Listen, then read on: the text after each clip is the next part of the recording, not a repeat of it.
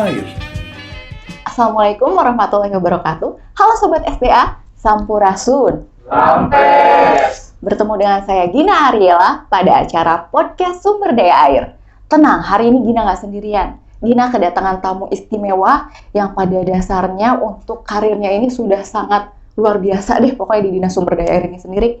Boleh kita sambut ya sama-sama Bapak Gemilang. Selamat datang Bapak. Terima kasih. Ya mangga Bapak untuk Assalamualaikum warahmatullahi wabarakatuh. Waalaikumsalam warahmatullahi Sampurasun. wabarakatuh. Rampes Bapak. Bapak dan Ibu semua Sobat SDA, pada hari ini alhamdulillah diundang oleh Teh Gina Iya Pak. ngobrol-ngobrol tentang sumber daya air ya. Teh Iya Gina. betul Oke. Bapak. Nah, mungkin sedikit memperkenalkan diri, saya Gemilang, bertugas di bidang bina manfaat, salah satu bidang yang menyokong tupoksi dari Dinas Sumber Daya Air Provinsi Jawa Barat, di mana mengurusi terkait dengan pengembangan sumber daya air, kerjasama kelembagaan, penata gunaan, termasuk juga terkait dengan pengendalian pengawasan sumber daya air. Iya betul Bapak. Berarti Bapak ini kepala bidang di bina manfaat ya Pak ya? Ya, begitu. Sudah berapa lama Pak kalau sampai tahun ini berarti Pak? Kalau di bidang bina manfaat sendiri baru dari bulan Maret ya. Oh dari bulan Dari Maret. bulan Maret, sebelumnya bertugas di UPTD PSDA Ciliwung Cisadane. Iya, Gitu. nah kita sudah dengar nih historis Bapak di Dinas Sumber Daya Air ini. Sudah tidak perlu diragukan lagi pokoknya kalau Pak Gemilang ini ilmu-ilmunya. Boleh ya Pak kita ngobrol singkat, ngobrol Boleh, santai silakan. sambil Gina menyerap ilmu-ilmu Bapak nih Pak sama teman-teman semua ya Pak ya. Nah, karena kita kedatangan ahli di bidangnya nih, kita hari ini akan membahas mengenai izin penggunaan sumber daya air. Betul ya Pak ya? Betul. Iya. Nah, dari kata ini aja nih Pak, izin penggunaan sumber daya air. Muncul satu pertanyaan besar sih Pak di benak Gina. Jadi kan kita ini warga negara Indonesia Pak, kita ini punya hak atas air. Kita ini pada dasarnya boleh dong Pak menggunakan air karena itu hak kita. Bahkan negara itu, mohon koreksi juga ya Pak ya, Betul. negara itu menjamin hak itu, adanya hak atas air untuk masyarakat ini. Tapi kenapa sih Pak masih harus ada ini yang namanya izin penggunaan air ini sendiri Pak? Betul, Teh Gina, memang negara itu menjamin hak rakyat atas air. Iya. Tapi tentunya ada beberapa pengaturan dalam penggunaan sumber daya air. Nah, pengaturan inilah dibutuhkan izin. Lalu kenapa sih perlu izin ya? Gitu. Iya betul. Yang pertama tentunya adalah kita ketahui bersama bahwasanya ketersediaan air itu sangat terbatas. Jadi sumber-sumber air itu terbatas dan dengan perkembangan saat ini, perubahan iklim, perubahan tata ruang ini cenderung malah menurun ketersediaan itu sendiri. Terus yang keduanya adalah terkait dengan untuk melindungi sumber air itu sendiri. Jadi kita melindungi sumber air itu sendiri agar tidak dieksploitasi secara berlebihan. Makanya kita undang-undang mengatur untuk menerapkan pengaturan tentang izin ini. Selanjutnya juga yang tidak kalah pentingnya adalah bagaimana caranya untuk menjaga keberlanjutan atau keberlangsungan sumber daya itu sendiri. Jadi kita ingin bahwasanya air itu bukan hanya dimanfaatkan oleh generasi yang sekarang, tetapi bisa dinikmati oleh generasi yang akan datang. Jadi itu, dan tentunya terlepas dari itu semua, memang peraturan perundangan sendiri. Jadi undang-undang sendiri, Undang-Undang 17 sendiri mewajibkan bahwa setiap yang menggunakan air itu wajib memperoleh izin, mengurus izin. Memang sudah wajib ya Sudah Pak kewajiban dari seperti itu. Ternyata izin tentang air ini memang untuk kepentingan masyarakat sendiri loh teman-teman. Makanya ternyata ini pentingnya begitu ya Pak ya. Nah terus selanjutnya nih Pak, kegiatan pengambilan air apa aja sih Pak yang harus pakai izin ini tuh Pak? Apakah semua Pak? Ya, jadi kalau kita klasifikasikan untuk yang boleh mendapat izin atau tidak, jadi pada prinsipnya setiap kegiatan yang berusaha apapun bentuknya itu wajib mengurus izin. Jadi semuanya itu harus punya izin. Jadi kegiatan usaha apapun yang memanfaatkan air, baik itu air sebagai materi maupun air sebagai media. Kalau kita lihat sebagai materi, misalnya untuk PDAM, untuk air kemasan, terus untuk digunakan sebagai bahan produksi utama untuk tekstil dan lain-lain.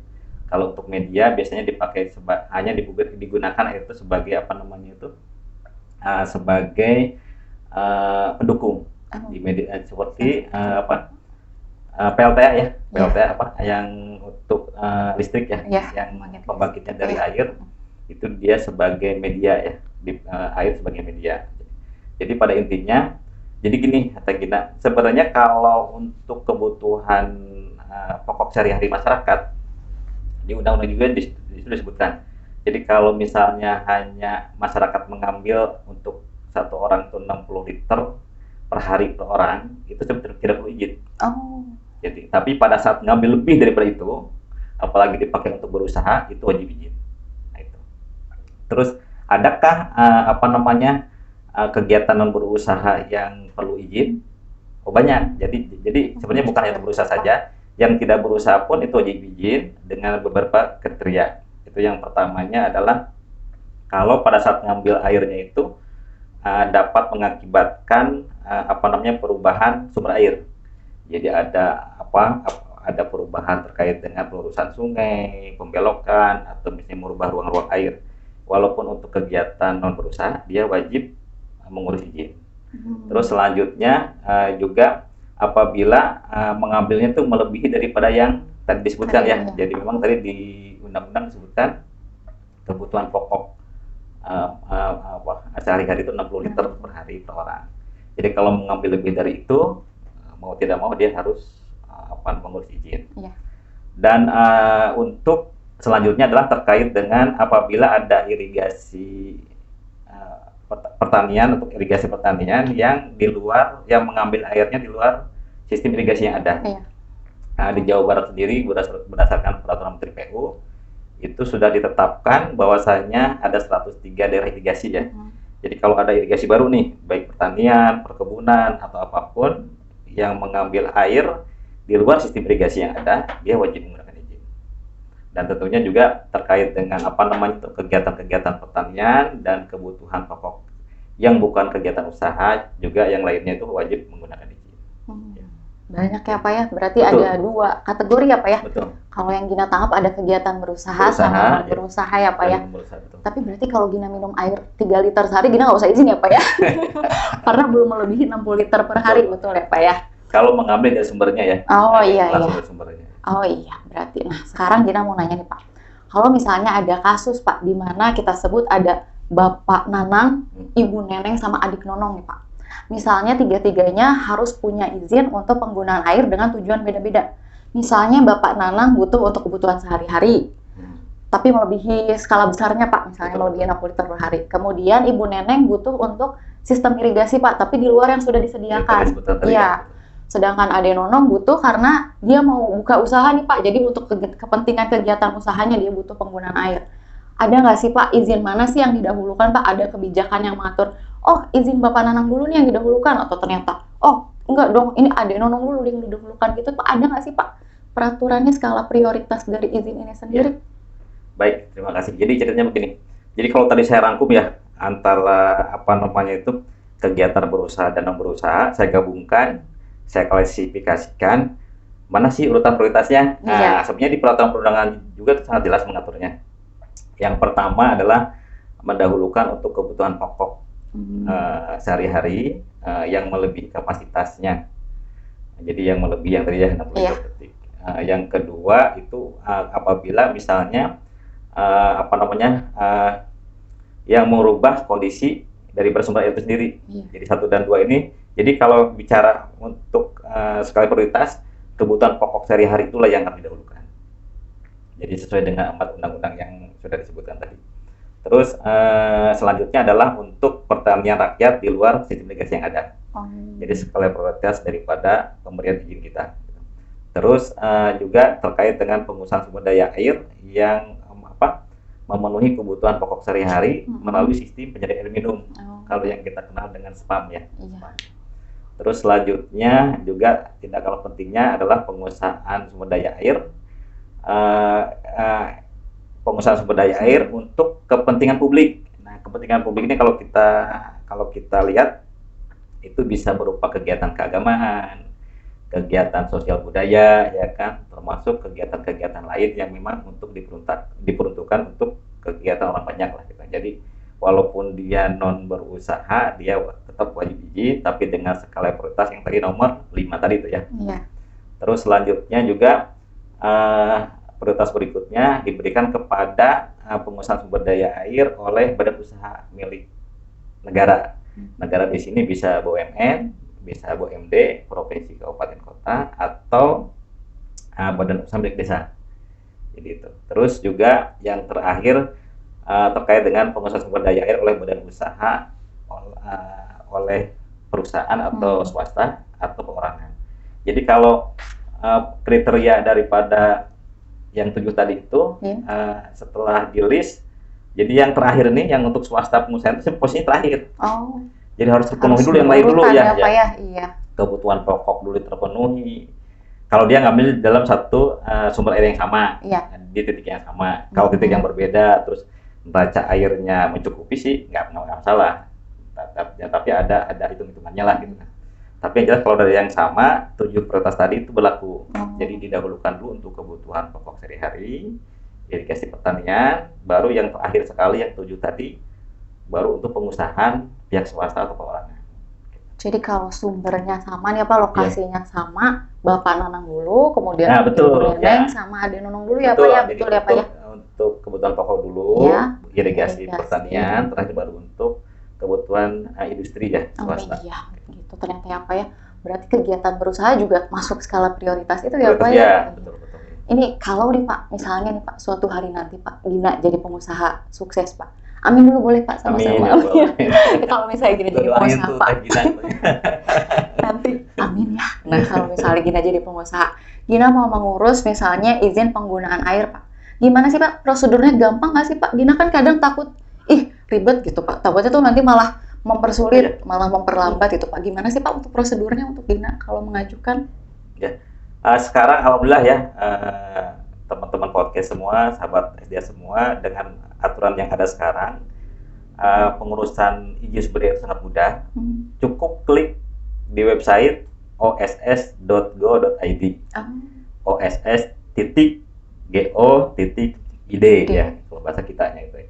Jadi memang peraturan Menteri PP nomor 5 tahun 2021 turunan dari Undang-Undang Cipta Kerja. PP tersebut mengatur tentang penyelenggaraan perizinan berbasis resiko, itu mengatur pengusaha izin berusaha dengan semudah mungkin, sesimpel mungkin. Jadi tinggal nanti bagi bapak-bapak, sobat-sobat SDA yang ingin mengajukan izin, tinggal masuk aja ke dalam website sana, klik, ikutin semua langkah-langkah semua di sana, semuanya sudah ada panduannya lengkap. Udah lengkap berarti apa ya tahapan-tahapan. Nanti kalau misalnya ada sesuatu hal terkait dengan persyaratan perizinan yang kurang, tinggal berdiskusi atau berkonsultasi dengan kami. Seperti itu lebih mudah ya Pak ternyata ya. Dan lebih karena kita ingin bahwasanya perizinan berusaha itu bisa mudah diakses oleh siapapun dan bisa untuk menciptakan iklim investasi yang bagus lah untuk perekonomian masyarakat. Iya. Tadi kita udah loncat banget ini jauh ya Pak untuk pembahasannya sampai prosedur untuk perizinan berusaha segala. Tapi Gina lupa nih Pak satu hal yang penting. Mungkin agak mundur ke belakang ya Pak ya. Sumber airnya ini belum terbahas Pak sama Gina. Kalau misalnya sumber air itu apa aja sih Pak sebenarnya Pak? Jadi kalau kita klasifikasikan sumber air itu ada 2 ya. Ada air permukaan dan air tanah. Nah, kalau air tanah mungkin di Provinsi Jawa Barat domainnya masih di Dinas Sumber Daya Mineral SDM ya. Dinas SDM. Nah, yang mungkin di lingkup Dinas SDA Jawa Barat adalah terkait air permukaan ya. Nah, air permukaan ini sendiri pun ada 6 ya kalau tidak salah. Itu sumbernya bisa dari sungai, bisa dari irigasi, bisa dari waduk, bisa dari embung ya, bisa dari mata air dan situ ya. Jadi sumber-sumber air itu sendiri sebenarnya kalau dikategorikan lagi jadi 2 tuh. Jadi yang alami dan buatan ya. Jadi kalau embung, waduk itu pasti irigasi itu pasti buatan dibuat. Tapi kalau misalnya sungai, situ, danau itu pasti alamiah. Gitu. Jadi siapapun yang mengambil air dari sumber air tersebut untuk kegiatan berusaha dan non berusaha yang tadi catatan tadi itu wajib untuk memiliki izin.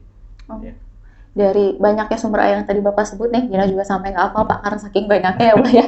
Nah, yang mana sih Pak yang menjadi cakupan kewenangan pemerintah Provinsi Jawa Barat, khususnya di Dinas Sumber Daya Air ini sendiri, yang dikelola gitu Pak? Oke, jadi yang pertama kita ketahui dulu bahwasanya amanat undang-undang mengatur bahwasanya pengelolaan sumber daya air itu berbasis wilayah sungai. Iya. Jadi di Jawa Barat sendiri ada 6 wilayah sungai, 4 kewenangan pusat, 2 kewenangan provinsi ya. Yang pusat sendiri kalau dari barat nih ada wilayah sungai Ciliwung Cisadane, wilayah sungai Citarum, wilayah sungai Citanduy, dan wilayah sungai Cimanuk Cisanggarung. Itu 4 WS kewenangan pusat. Terus ada 2 wilayah sungai kewenangan provinsi, itu Cisadia Cibareno dan wilayah sungai Ciulan Cilaki. Jadi kalau sobat SDA pengen mudahnya, Jawa Barat itu dibagi 2 aja. Yang airnya jatuh ke selatan itu masuk ke 2 wilayah sungai itu, wilayah sungai Cisadia Cibareno dan wilayah sungai Ciulan Cilaki ya, yang merupakan kewenangan Provinsi Jawa Barat. Nah, kembali tadi mana sih izin yang membutuhkan izin ke provinsi ya? Iya, betul. Jadi sumber kalau para pemohon air atau masyarakat ingin mengambil air di lokasi wilayah sungai kewenangan provinsi, maka izinnya ke provinsi. Mengurus izinnya ya. Tapi kalau mengambil airnya di 4 wilayah sungai kewenangan pusat, izinnya juga ke pusat. Berbeda ya Pak ya? Berbeda. Bukan ke sini. Berbeda. Terkecuali ya, terkecuali untuk kalau mengambil airnya di irigasi.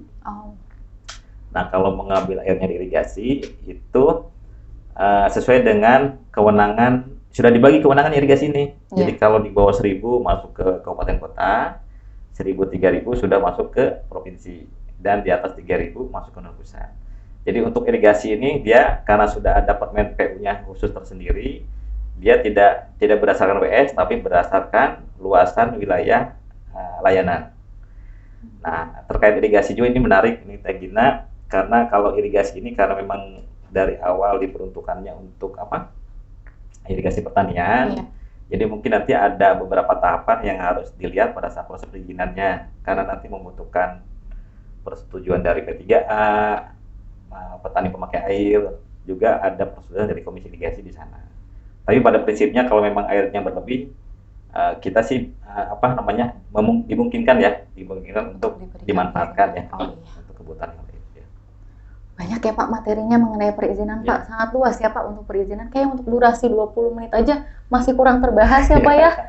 Mudah-mudahan nanti ada kesempatan kita bisa bicara yang lebih. Iya betul. Nah Sobat SDA, kita udah tahu nih materi mengenai perizinan secara umum, sama tadi kita juga udah tahu kewenangan-kewenangan dari Dinas Sumber Daya Air Provinsi Jawa Barat. Tapi ada satu hal nih Pak, Gina sekarang udah tahu Pak pentingnya mengurus izin itu seperti apa. Kenapa harus mengurus izin, Gina juga udah paham. Tapi siapa tahu ada orang di luar sana yang masih ternyata dia menggunakan air yang untuk kegiatan-kegiatan harus pakai izin, tapi ternyata dia nggak punya izin Pak. Ada nggak sih Pak hukuman untuk orang seperti itu? Maksudnya bisa nggak sih Pak dikenai sanksi atau ada tindakan lebih lanjut gitu untuk orang-orang yang tidak memiliki izin, padahal seharusnya punya izin ya Pak? Ya, jelas ada itu. Jadi sebenarnya aturan kita ya, Undang-Undang 17 tahun 2019 maupun undang-undang sebelumnya, Undang-Undang 7 2004 pun sebenarnya sangat mengatur tegas terkait itu.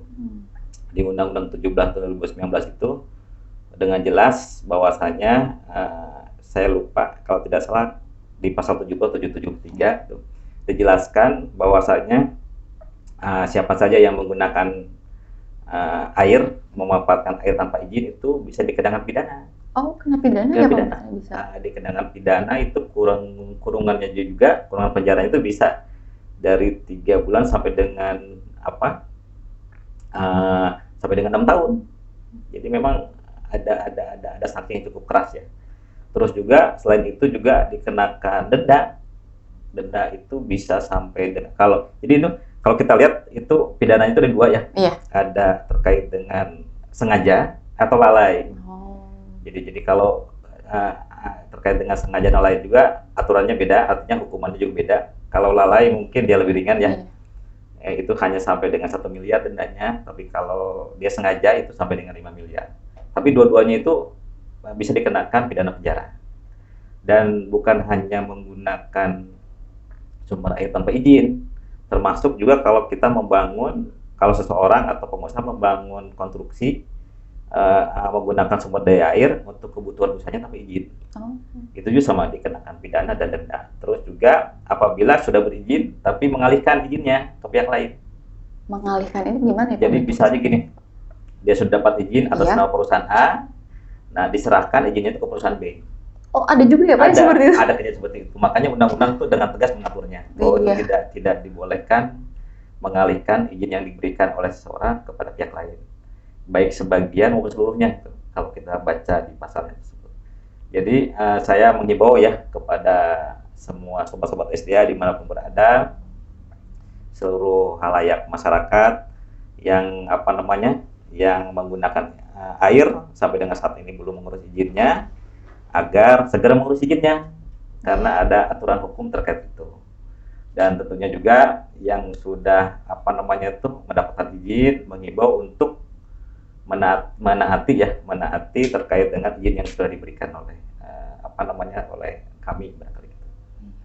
Gina jadi tahu Pak, kita nggak bisa lagi ya menyepelekan permohonan izin atau izin untuk pendayagunaan air ini sendiri apa ya. Jadi kita harus lebih aware ya Pak ya untuk masyarakat luas juga betapa pentingnya izin pendayagunaan air ini karena manfaatnya juga untuk kita kembali loh teman-teman. Iya. Nah mungkin Pak karena memang durasinya yang cukup singkat Pak. Tapi Gina sebenarnya masih pengen menggali banyak banget nih Pak dari Bapak. Mungkin nanti teman-teman sobat SDA semua akan ada kesempatan lain kali kita akan membahas lebih dalam dan lebih jelas mengenai perizinan ya Pak ya. Izin mungkin Bapak juga masih ada waktu ya Pak untuk podcast selanjutnya ya Pak ya. Nah sekarang mungkin sebelum penutupan Gina juga mengucapkan banyak terima kasih Bapak. Terima kasih banyak untuk waktunya ya Bapak. Sudah membagi ilmu kepada kita semua sobat-sobat SDA. Jangan lupa semoga ilmu ini bisa bermanfaat juga untuk masyarakat semua. Amin. Amin. Terima kasih ya Bapak sekali lagi Gina ucapkan. Iya. Nah teman-teman sobat SDA, ini sebelum akhir Gina menutup podcast ini, Gina mau menghimbau satu hal juga tadi, mengingatkan kembali apa yang sudah Bapak sampaikan tadi. Air adalah sumber kehidupan. Tidak ada air, tidak ada sumber kehidupan. Makanya kita harus bijak memanfaatkan air. Jangan lupa untuk bisa mengurus izin secepatnya. Terima kasih Bapak untuk waktunya. Terima kasih teman-teman sobat SDA. Kami pamit undur diri. Wassalamualaikum warahmatullahi wabarakatuh.